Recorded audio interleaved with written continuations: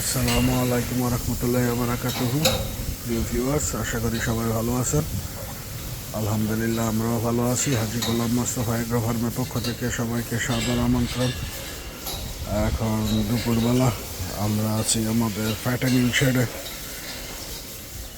এখন আমাদের ফ্যাটেনিং শেডে গরুগুলোকে গোসল করানোর কাজ চলতেছে। চারি ধুয়ে পানি নেওয়া হচ্ছে। আমরা আমাদের গরুকে দানাদার খাবার দিব। তোমরা দেখতে পাচ্ছেন আমরা আমাদের গরুগুলোকে গোসল করাচ্ছি। এটা আমাদের প্রতিদিনের কাজ। আর যেহেতু এখন গরম বেশি, তার জন্য গরুকে 2 টাইম গোসল করানো হচ্ছে, সকালে এবং দুপুরে।